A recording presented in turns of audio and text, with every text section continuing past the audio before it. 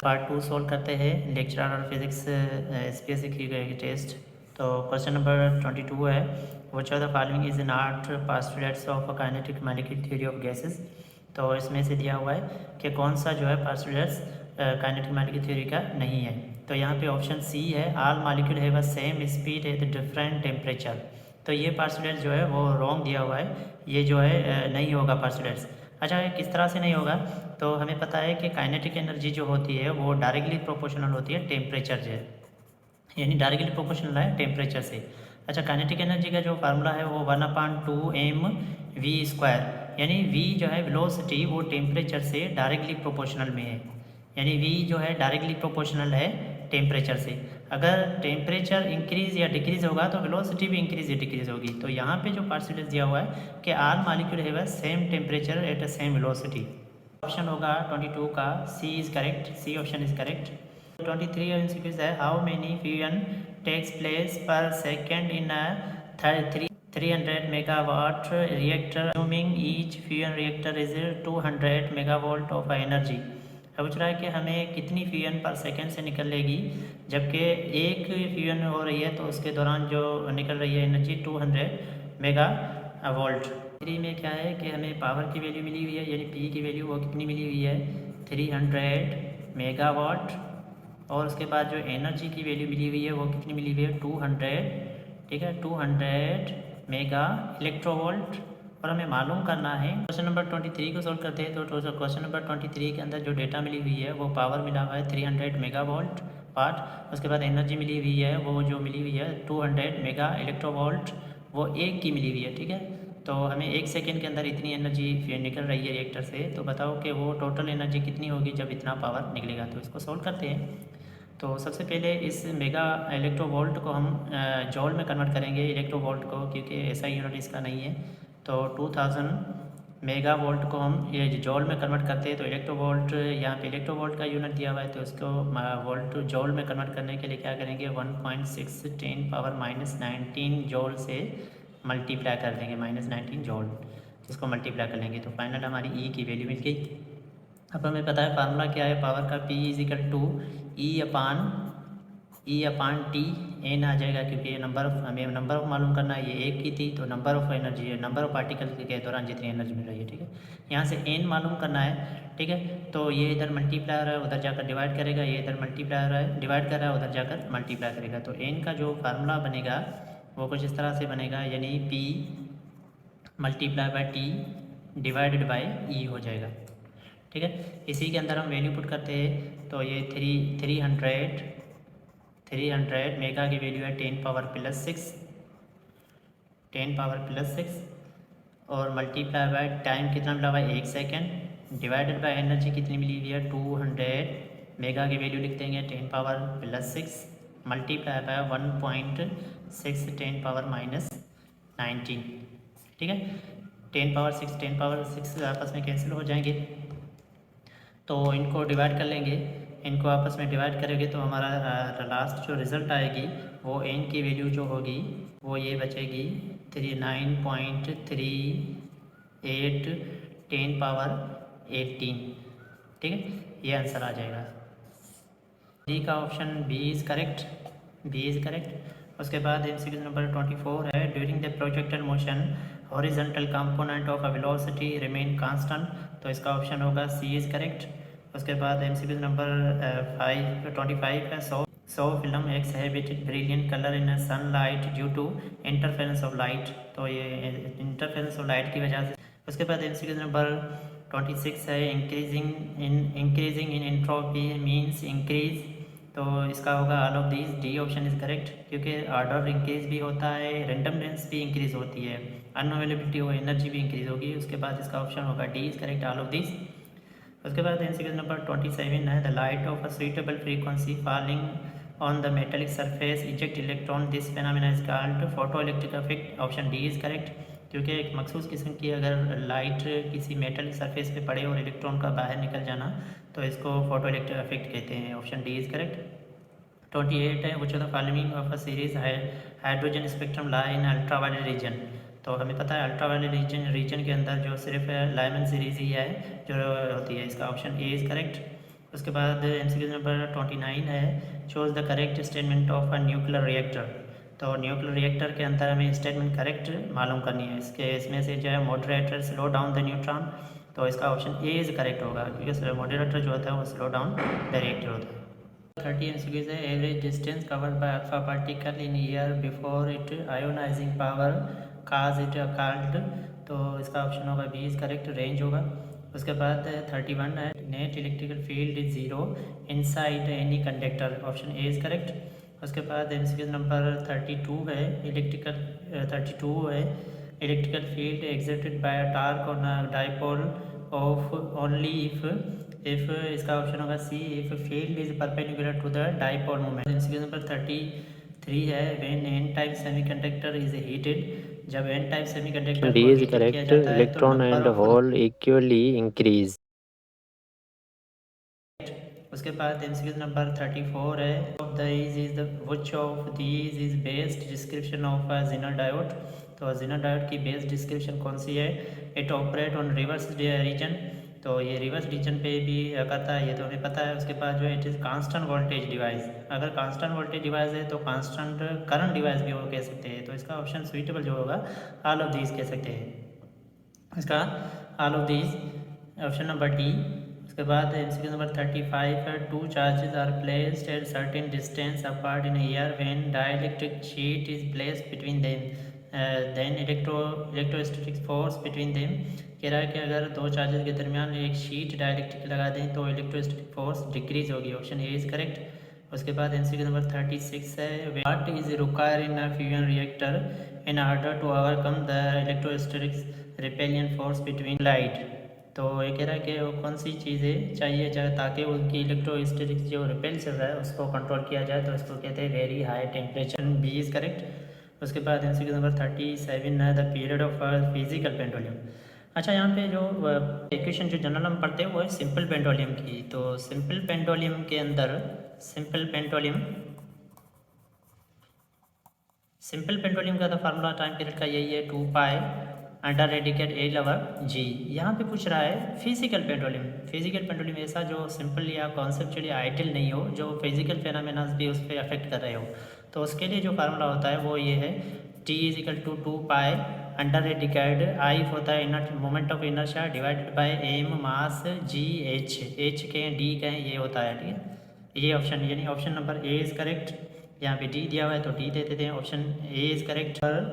38 our dump result in, तो इसका होता है इसका option A is correct, slower return to equilibrium, option A is correct. उसके बाद MCQ नंबर 39 है, two sphere of a same material having a radius R1 and R2 they are heated to same temperature at kept at same enclosure at the low temperature, their rate of losses इसका of B heat option is are correct. तो ratio कैसे from होगा इस equation में देख लेते हैं। Temperature 1 divided by temperature 2 is equal to R1 divided by R2, ये इसका रेशो होगा, ऑप्शन सी इज करेक्ट। उसके बाद MCQ नंबर 40 है, the following is statement is wrong, तो इनमें से कौन सी स्टेटमेंट रॉन्ग है? इसका ऑप्शन होगा B, highly polish mirror surface are very good radiator, तो गुड रेडिएटर नहीं होते, गुड रिफ्लेक्टर होते हैं, तो इसका option B is correct, wrong होता है। उसके बाद MCQ नंबर 41 है, if temperature of a sun is double then the rate of energy receive from earth will be increase by factor, तो इसका ये है स्टीफन बोल्ट्जमैन लॉ, तो स्टीफन बोल्ट्जमैन लॉ का क्या है, E is equal to directly proportional to temperature of 4 power, तो अगर कह रहा है कि अगर टेम्परेचर 2 टाइम इंक्रीज़ हो रहा है तो एनर्जी की 3 टाइम इंक्रीज़ होगी तो यहाँ पे देख सकते हैं कि अगर 2 का 4 का लेन टेम्परेचर डबल हो रहा है, ठीक है, क्वेश्चन हटाएंगे तो कांस्टेंट आ जाएगा। ये कह रहा है कि टेम्परेचर अगर 2 टाइम इंक्रीज़ हो रहा है, टेम्परेचर अगर 2 टाइम इंक्रीज़ हो रहा है तो एनर्जी कितनी टाइम इंक्रीज़ होगी, तो ये होगा 16 टाइम, और 2 का पावर 4 होता है 16 टाइम, ठीक है, तो एनर्जी रिसीव 16 टाइम होगी। बाद MCQ number 41, body at a room का in a room temperature room cool from 19 to 80 hertz 80 से 19 centigrade to 80 centigrade in a 5 minutes, the time taken to the cool from 70 to 60 is, तो ये cooling slab का होता है, तो यहाँ पे एक और इन्वायरमेंट का भी टेम्परेचर दिया होता है। अगर इन्वायरमेंट का टेम्परेचर नहीं दिया होता है तो यहाँ पे कह रहा है कि 90 सेंटीग्रेड से 80 सेंटीग्रेड तक जो टाइम लग रहा है वो जो टाइम लग रहा है वो लग रहा है 5 मिनट्स, ठीक है। और उसके बाद जो कह रहा है कि 70 से 80 तक, 70 से 60 तक कितना टाइम लगेगा।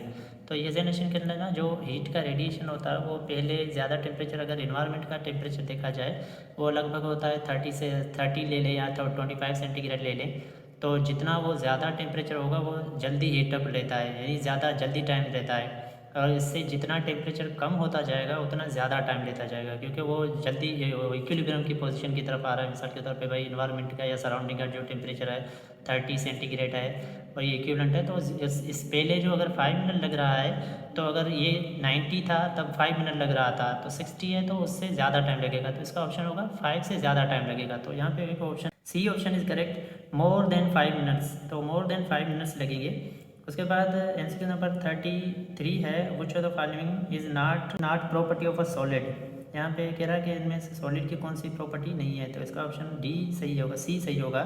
सॉलिड है वह इनफाइनाइट वॉल्यूम, तो सॉलिड के पास इनफाइनाइट वॉल्यूम नहीं होता है, फाइनाइट वॉल्यूम होता है, तो ये गलत है, ऑप्शन सी इसका करेक्ट। उसके बाद एमसीक्यू नंबर 44 है, ऑप्शन सी होगा, positive negative depend on condition. जो है 45 है, repetitive of a crystal structure is known as unit होगा, इसका ऑप्शन होगा सी इज करेक्ट। उसके बाद एमसीक्यू नंबर 46 है, in simple model of unforced rising of a hot air can be attributed to, तो इसका ऑप्शन सी इज करेक्ट होगा, बियॉन्सी force होगा। 7 है, 47 को सॉल्व करते हैं, तो 47 के अंदर हमें सबसे पहले जो हमें डेटा मिली हुई है, डेटा जो हमें मिली हुई है वो डिस्क का मास मिला हुआ है, डिस्क का मास मिला हुआ है वो मिला हुआ है 2 kg। उसके बाद डायामीटर मिला हुआ है, डायामीटर 2 मीटर मिला हुआ है। तो इसकी रेडियस अगर कहें तो रेडियस कितना हो जाता है, आर की वैल्यू रेडियस डिवाइडेड बाय 2 होता है, तो रेडियस हमारा 1 मीटर हो जाएगा। अच्छा, उसके बाद जो है वो मिला हुआ है आरपीएम, यानी एंगुलर वेलोसिटी मिली हुई है, वो कितनी मिली हुई है, इनिशियल एंगुलर वेलोसिटी मिली हुई है 3 RPM, 300 RPM रेवोल्यूशन पर मिनट, और फाइनल वेलोसिटी हमें जो मिली हुई है वो मिली है 600 RPM। और हमें मालूम क्या करना है, वर्क डन, वर्क का मालूम करना है, ठीक है,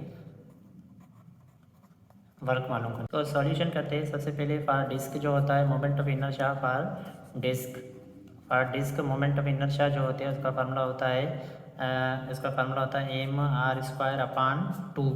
तो m हमें कितना मिला हुआ है 2, r हमें कितना मिला हुआ है, जो डायामीटर था 2, ठीक है, r होगा 1, तो 1 डिवाइडेड बाई 2, तो हमारा आ जाएगा मोमेंट ऑफ इनर्शिया हो जाएगी 1 kg, ठीक है, इनर्शिया मिल गई। और हमारे पास जो फार्मूला है एंगुलर वेलोसिटी, पहले वेलोसिटी यहाँ पे आरपीएम के ये कन्वर्ट हो गया, हमारी मोमेंट ऑफ इनर्शिया की वैल्यू मिल गई 1, और initial velocity angular velocity, initial angular velocity मिल गई 10 पाई, फाइनल एंगुलर वेलोसिटी मिल गई 20 पाई रेडियन में कन्वर्ट कर ली एंगुलर इनिशियल एंगुलर वेलोसिटी का स्क्वायर। अच्छा, यहाँ पे एक और बताता चलूँ कि वर्क एनर्जी थ्योरम के मुताबिक change in energy equivalent to है वर्क डन के, तो ये हमारा चेंज इन काइनेटिक एनर्जी पर इक्विवेलेंट हो गया वर्क डन के। तो इसी फार्मूले के अंदर वैल्यू पुट करते थे 1/2 सेम का सेम, आई की वैल्यू 1 है, और फाइनल वेलोसिटी हमें कितनी मिल गई थी, फाइनल एंगुलर वेलोसिटी मिल गई थी 20, और 1/2 आई की value same multiply by initial angular velocity 10 आ गई। तो 1/2 कांस्टेंट निकल आया, इसका स्क्वायर लिया तो 400 हो जाएगा, स्क्वायर लेंगे 100 हो जाएगा, इसमें तो माइनस करेंगे तो कितना होगा 300, 2 को 300 से डिवाइड, तो पाई की वैल्यू पुट कर देंगे और इससे मल्टीप्लाई करेंगे तो हमारा जवाब आ जाएगा, इसका ए इज़ करेक्ट।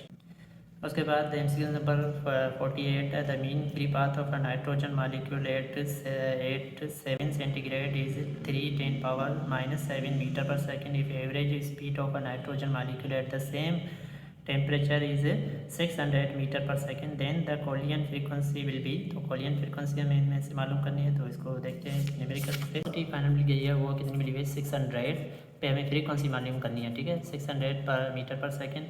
उसके बाद जो हमें डिस्टेंस, हमें जो पहली वेलोसिटी जो मिली गई थी इनिशियल वेलोसिटी के लिए उसमें से हम टाइम डिवाइड करेंगे, वो कितनी मिली थी 3 × 10⁻⁹ मीटर पर सेकेंड, ठीक है। तो यहाँ से हमें फ्रीक्वेंसी मालूम करनी है, तो हम क्या कर सकते हैं, यहाँ पे इसी वेलोसिटी से हम टाइम मालूम कर सकते हैं। तो वेलोसिटी का फार्मूला होता है v = d/t, तो t यहाँ से मालूम कर लें तो फ्रीक्वेंसी इजीली मालूम कर सकते हैं।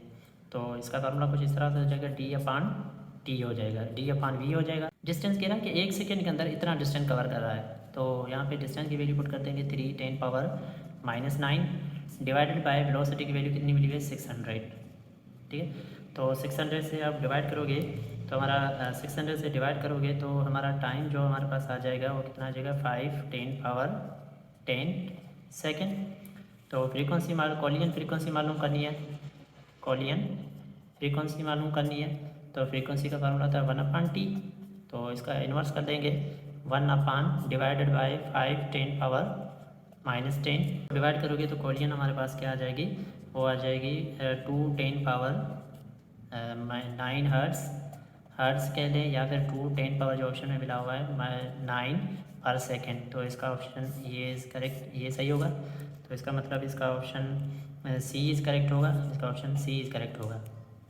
49 the average translation kinetic energy of a molecule is a sample of oxygen is 300 Kelvin is 6 10 power -20 joule. What is the average translational energy at 750 Kelvin? तो हमें ये एनर्जी मालूम करनी है, देखते हैं इस इक्वेशन के तहत। वो ratio of energy divide E2 divided by E1 is equal to T2 divided by T1, ये एनर्जी मालूम करनी है, ठीक है। यहाँ पे E2 मालूम करनी है, तो ये इधर मल्टीप्लाई है, उधर जाकर डिवाइड करेगा, तो E2 इजिकल टू क्या हो जाएगा, तो E1 multiply by T2 divided by T1 हो जाएगा। तो हमारे पास वैल्यू मिली हुई है एनर्जी की वैल्यू में, पहला जो एनर्जी की वैल्यू में कितनी मिली हुई है 6 10 power -20 joule multiply by T1 पहला, जो T2 कितना मिला हुआ है 750 केल्विन डिवाइडेड बाय T1 कितना मिला हुआ है, वो मिला हुआ है 300 केल्विन। तो इनको डिवाइड कर लेते हैं, डिवाइड करोगे तो E2 की वैल्यू आ जाएगी 1.5 10 पावर -19 जूल। तो इसका ऑप्शन हो गया, तो इसका ऑप्शन बी इज़ करेक्ट होगा। एमसीक्यू नंबर 50 है last. The density of a vibrating string is 1.3 10 power -4 upon meter cube. A transverse wave is propagating on the string and it's describing by equation मिली है y is equal to 0.012 sin bracket x plus 30t, where x and y are the measure in meter and t is a second the tension। तो हमें इनमें से tension मालूम करनी है। Equation होती है ट्रांसलेशन की, वो वेव इक्वेशन कुछ इस तरह से होती है, A Y is equal to A constant होता है साइन, ठीक है, साइन के x minus plus minus omega T, इस तरह से होती है, ठीक है। तो यहाँ पे जो वैल्यू मिली हुई है ए की वैल्यू हमें कितनी मिली हुई है, वो ए की वैल्यू मिली हुई है 0.021, ठीक है। और हमें जो के की वैल्यू यहाँ पे मिली हुई है वो हमें पता है वो 1 है, यहाँ पे कुछ भी नहीं है तो 1 है, और उसके बाद ओमेगा की वैल्यू हमें 30 मिली हुई है, ठीक है। अब हमें मालूम क्या करना है हमें मालूम करना है टेंशन, इसके दौरान टेंशन कितना होगा, तो टेंशन मालूम करते हैं। पहले जो वैल्यू मिली हुई है उसी इक्वेशन के अंदर पुट करते थे, y इज इक्वल टू क्या होगा 0.012 साइन थीटा ब्रैकेट ओवर के की वैल्यू 1 मिली हुई है multiply by x plus minus कर दें, यहाँ पे प्लस ही दी हुई है 30t। तो हमें मालूम करना है, तो सबसे पहले इसी इक्वेशन से हम क्या करेंगे, हमें टेंशन मालूम करना है। तो टेंशन के लिए इक्वेशन है v is equal to tension under radical t tension होता है डिवाइडेड बाय ये होता है डिवाइडेड बाय म्यू। तो यहाँ से हमें टेंशन मालूम करना है, तो इसको रीअरेंज कर लेते हैं। तो रीअरेंज करोगे तो हमें टेंशन के लिए इक्वेशन मिल जाएगी, वो कुछ इस तरह से हो जाएगी, डबल स्क्वायर कर देंगे। तो टेंशन मालूम करना है, तो इसका होल बोथ साइड स्क्वायर लेंगे, तो बोथ साइड स्क्वायर लेंगे तो यहाँ पे अंडर रेडिकल स्क्वायर से कैंसिल हो जाएगा, तो वी पे स्क्वायर आ जाएगा, यहाँ पे ये डिवाइड कर रहा है, उधर जाकर वी से म्यू जो है मल्टीप्लाई करेगा। अब हमें टेंशन के लिए इक्वेशन मिल गई, कितनी मिल गई वो V square multiply by U की वैल्यू जो हमें बुक के अंदर पहले यहाँ पे डेटा में लिखते थे, म्यू की वैल्यू भी मिली हुई है, डेंसिटी जो मिली हुई है वो कितनी मिली हुई है, वो मिली हुई है 1.3 10 पावर -4 म्यू की वैल्यू मिली हुई है। ये डेंसिटी होता है, मास पर यूनिट वॉल्यूम हो जाता है, मास पर यूनिट वॉल्यूम डेंसिटी हो जाता है। तो वेलोसिटी हमें मालूम करनी है, तो टेंशन तो हमें यहाँ से वेलोसिटी भी रुका रहा है इस फॉर्मूले के अंदर। तो वेलोसिटी हमें कहाँ से मालूम कर सकते हैं, इसी इक्वेशन के अंदर हम वेलोसिटी मालूम कर सकते हैं, क्योंकि यहाँ पे वेलोसिटी का बेसिकली जो फार्मूला होता है वो ये होता है रेशियो, ठीक है, ratio of angular velocity divided by के होता है वेव नंबर। तो ये वेलोसिटी हमें इस तरह से मिल जाएगी। तो वेलोसिटी क्या होती है, angular velocity divided by wave number. तो हमें पता है W की वैल्यू मिली हुई है, K की वैल्यू मिली हुई है, यहाँ से यहाँ से V मालूम कर सकते हैं। V मालूम करके यहाँ पे पुट कर देते हैं। तो यहाँ पे पुट कर देते हैं। V की वैल्यू कितनी होगी, पहले जो ओमेगा की वैल्यू कितनी है 30, K की वैल्यू है 1। तो यहाँ पे वेलोसिटी हमें कितनी मिल गई 30 मीटर पर सेकेंड। ये इधर पुट कर देंगे, ठीक है। तो टेंशन मिल जाएगा T इजिकल टू 30 का स्क्वायर मल्टीप्लाई बाय डेंसिटी कितनी मिली हुई है, वो मिली हुई है 1.3 10⁻⁴। तो इनको सोल्व करेंगे। तो सोल्व करने के बाद हमारा जो जवाब आ जाएगा 1170 10⁻⁴, ठीक है। टेंशन का यूनिट होता है न्यूटन। ये भी जवाब है। इसको साइंटिफिक नोटेशन में कन्वर्ट करते हैं। तो साइंटिफिक नोटेशन में कन्वर्ट करेंगे 0.1170, ठीक है, न्यूटन। ये 7 इसमें राउंड ऑफ हो जाएगा, तो यह जवाब हमारा आ जाएगा 0.12 न्यूटन, जो बुक के अंदर और जो टेस्ट के अंदर जो मिला हुआ है ये, यानी ऑप्शन ए इज़ करेक्ट।